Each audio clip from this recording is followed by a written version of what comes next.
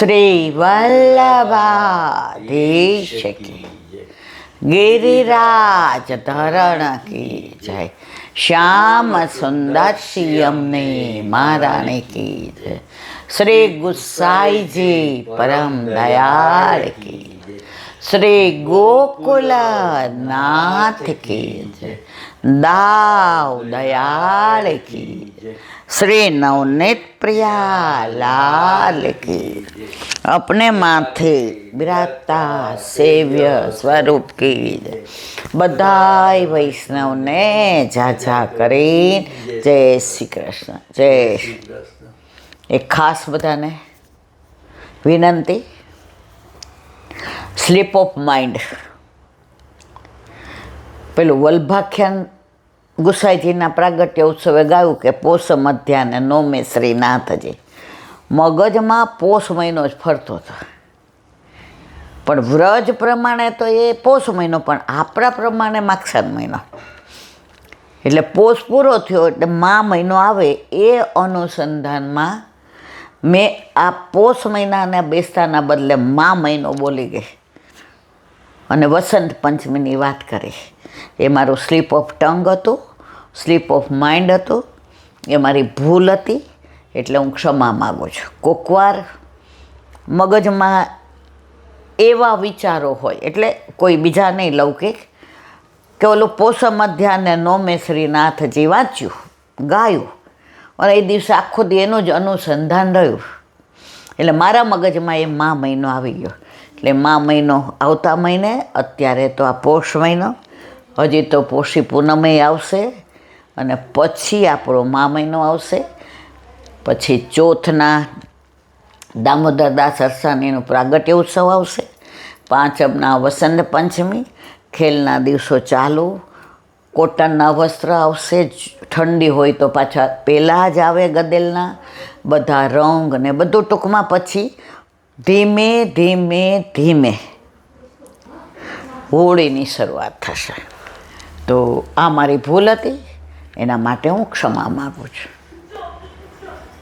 અત્યારે શિયાળાના દિવસો, કાલે મણિનગરમાં ગોકુલનાથજીના મંદિરમાં વૈષ્ણવો સાથે સત્સંગ કર્યો. આનંદ નહીં, પરમાનંદ કર્યો.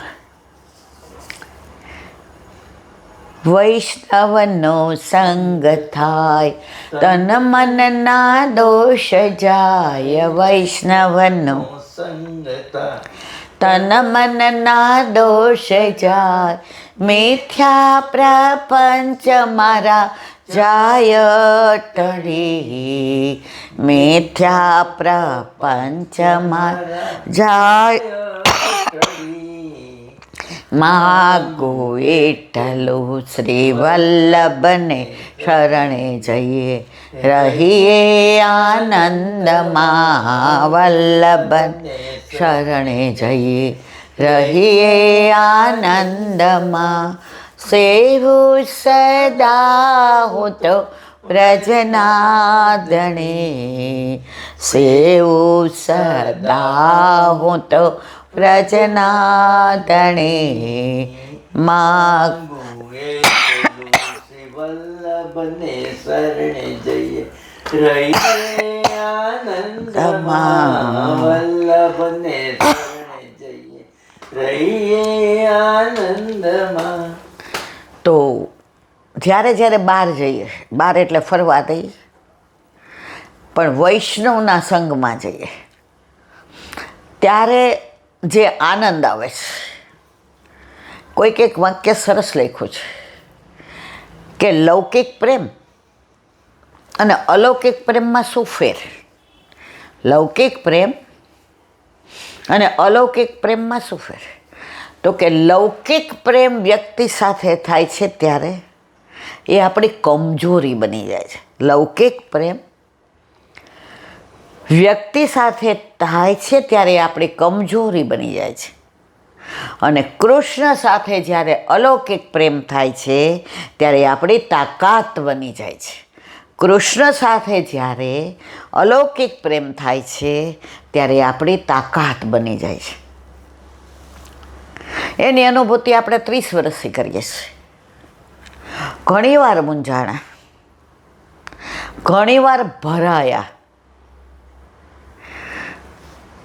ઘણીવાર દલદલમાં ખીચી ગયા,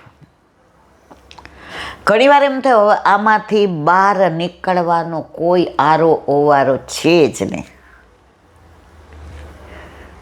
મનમાં જ્યાં વ્યથા ચાલુ થાય તરત એકબીજાને કહીએ ઠાકોરજી બેઠા છે ને શું ચિંતા. ઠાકોરજી કે ચલો, આપણા ઉપર એને પૂરેપૂરો વિશ્વાસ છે એટલે હવે એ કાંઈ નહીં કરે, હવે બધું મારે જ કરવું પડશે. આકાશના લગ્ન હતા એટલે કંકોત્રી મેં જાતે બનાવી કે શ્રીજી બાવાની અમી દ્રષ્ટિથી વલ્લભની પ્રેમભરી કૃપા દ્રષ્ટિથી અને યમુનાજીની લેરભરી લાગણીથી ને અમારા ઘરે પ્રસંગ છે ના હો, અમારા ઘરે નહીં, અમારા ઘરે બિરાજતા અમારા ઠાકોરજીને ઘરે. તો આ બધું લખીને બધાને દીધું. તો રાજકોટથી એક ભગવદય વૈષ્ણવનો ફોન આવ્યો. મને કે બહુ જબરી છો. અરે મેં કીધું કંકોત્રી મળી કે પડી એટલે તો ફોન કર્યો ઈલા. એ કે બહુ જબરી બાપા. મેં કીધું તમે તો મારી બાની જગ્યાએ છો, કામ મને આવું કયો છે. એ કે હું રાજી થઈ, અત્યારે તારી બા હોત તોય આવી રાજી થાત. તે બધું ઠાકોરજીને માથે નાખી દીધું કે એમના ઘરે પ્રસંગ છે એટલે યમુનાજી બધાને આમંત્રણ આપે, શ્રીજી બાવા બધી વ્યવસ્થા કરે અને વલ્લભ બધું મેનેજમેન્ટ. એટલે તારે મને કે શું કરવાનું, નવા નવા કપડાં દાગીના પહેરીને ફરવાનું. મેં કીધું હા સો. ત્યારે જે મને આનંદ, અને ખરેખર શ્રીજી બાવાએ પતાવ્યો પ્રસંગ. ત્યારે જે અમુક લૌકિક એવી વ્યથા હતી કે યાદ કરીને અત્યારે મારે સમય બગાડવો નથી. એમ થતું તું શું કરશું. મેં કીધું જે કરશે જાશે તો આબરૂ તારી અને સારું થશે તોય તારું. અને જે પ્રસંગ સુંદર રીતે, કારણ કે પહેલાં ઘોડી આવી તો ઘોડીએ બેઠાડ્યા ઠાકોરજીને, ગાડી આવી તો જાનમાં પહેલાં પ્રભુ ગોદમાં બેઠા આકાશને, અને પછી ગાડી ચાલે.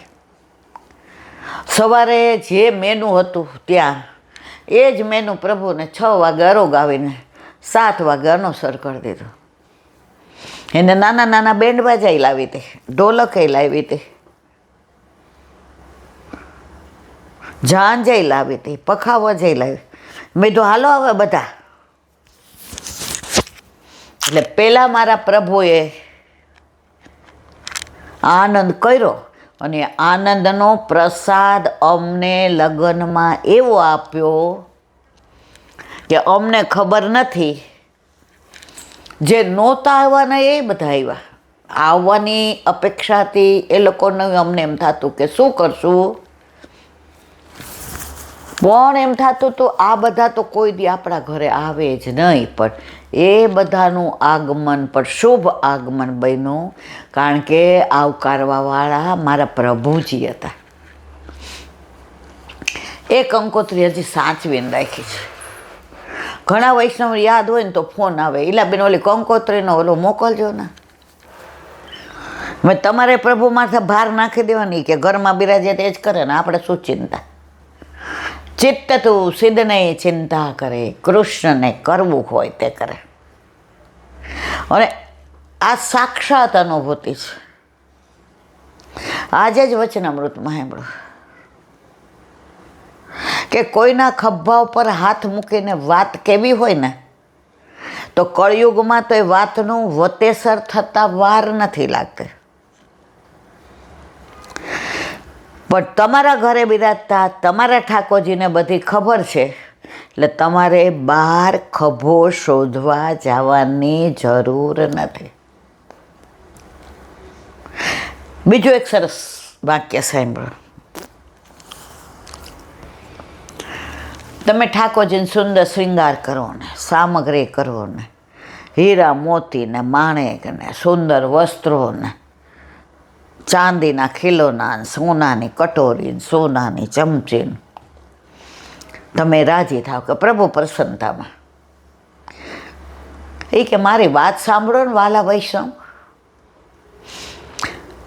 તમે હીરાનો હાર 10 લાખ રૂપિયાનો લાવ્યા, એ પહેર્યો ને બ્યુટી પાર્લરમાં તૈયાર થયા ને સુંદર 10,000ની સાડી પહેરીને અને તૈયાર થયા એટલે પેલું જ તમારા ઘરવાળાએ કીધું, તારો મૂડ બરાબર નથી લાગતો. ના ભાઈ ના, એવું કાંઈ નથી. હવે તમે લગ્નમાં ગયા, તમને એમ હતું કે બધાએ પૂછશે હાર ક્યાંથી લીધો, આ સાડી ક્યાંથી લીધી, આવું ભરેલું બ્લાઉઝ ક્યાં મળે તમારા સૌરાષ્ટ્રમાં. બધા એક જ, એટલે બેન આજ તમારો મૂડ બરાબર નથી. કોઈનું ધ્યાન તમારા દાગીના પર, વસ્ત્ર પર, હીરા પર કે તમારા સાડી પર કે બ્યુટી પાર્લરમાં તૈયાર થયા હતા એના પર ન ગયું, પણ તમારો મૂડ કેવો છે એના ઉપર ગયું. તો આપણા ઠાકોરજી આ બધાથીને રાજી નથી રહેતા. આપણો મૂડ કેવો છે પ્રભુને પ્રેમ કરવાનો એના ઉપર રાજી રહે છે. એક તો સવારમાં ઉઠીને ક્યારેય કકળાટ ન કરો, સવારમાં ઉઠીને ક્યારેય ગુસ્સો ન કરો.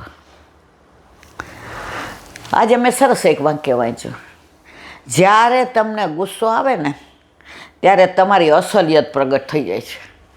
જ્યારે તમને ગુસ્સો આવે ને ત્યારે તમે કેવા છો ને અસલિયત પ્રગટ થઈ જાય.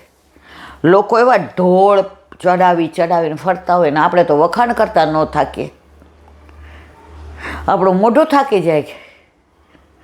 એને એમ થાય કે આના કરતાં તો ભગવાનના વખાણ કર્યા હોત ને તો ક્યારની વાતો કરવા માંડ્યા હોત આપણી યારે.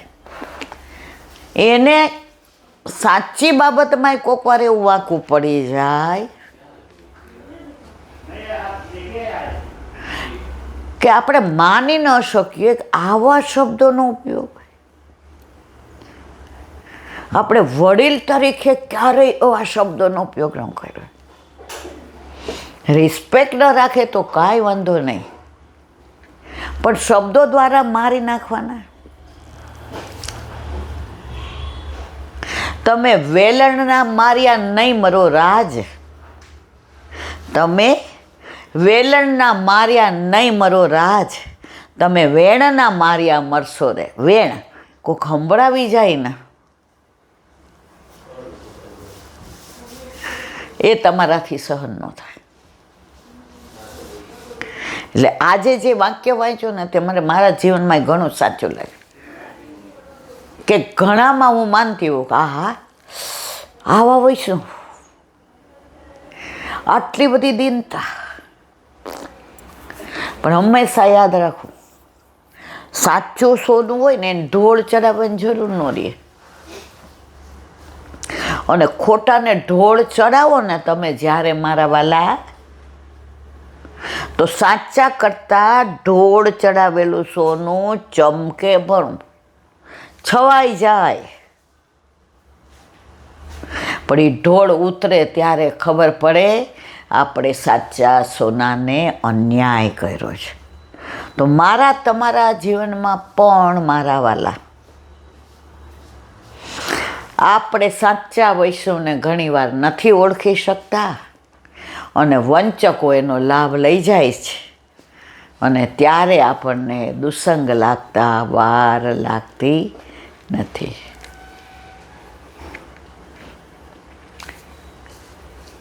વૃંદાવનમાં એક જણ ભાગીને આવ્યો ઘરેથી ને, કે હવે જવું જ નથી, વ્રજમાં જ ગોકુળ ને વૃંદાવન ને મથુરા નંદગાંવ ને બરસાના ને બધા વન ને ઉપવન ને ગિરાજીની રોજ પરિક્રમા કરવી ને યમુનાજીના રોજ પાન કરવું ને ગોકુળની પરિક્રમા કરવી, બસ જીવન પૂરું કરી નાખવું છે. હવે હતું નહીં કાંઈ પાસે, કાંઈ નહીં કે વ્રજમાં કાગડાઓ કૂતરા ઉપર ભૂખ્યા નથી રહેતા, હું થોડો રહેવાનો છું. ઠાકોરજી કદાચ બધાને ભૂખ્યા ઉઠાડે પણ ભૂખ્યા સુવડાવે નહીં. હવે સવારનો ફરતો હતો ને સાંજ પડી, ઠાકોરજીએ વિચાર કર્યો કે આને તાવી લેવો પડે, નકામનું આ વ્રજમાં પડીએ. એક જણ જાતો હતો ને એણે કીધું લે આ 100 રૂપિયા, તાર જે કરવું એ કરજે. અડધેથી પાછો વળી ગયો, પરિક્રમા કરતો કરતો 100 રૂપિયા દીધા ને.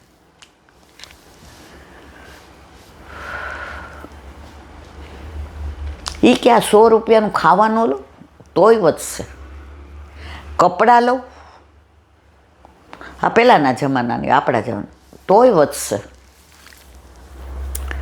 એક કામ કરો, બિહારીજીને મંદિર જઈને થોડી ભેટ મૂકું, છૂટા આપે એમાંથી ને ખાવાનું લઈશ, વધશે એમાંથી કપડાં લઈશ. વળી પાછું કે ના ભાઈ ના, 100 રૂપિયા સાચવીને રાખો. કોક વાર હાજો માંદો થાવ ને તો અહીંયા ભરાવેલા હોય પૈસા હોય ને તો કોક મને દવાખાને લઈ જાય. વળી અહીંયા આમ ભરાવી દીધા ને હાલવા માંડ્યો. હવે જાતો તો આગળ પરિક્રમા કરા, વળ્યો ક્યાં? હવે જે ટીલાથી એણે ચાલુ કર્યું હતું ત્યાં પાછો આવી ગયો.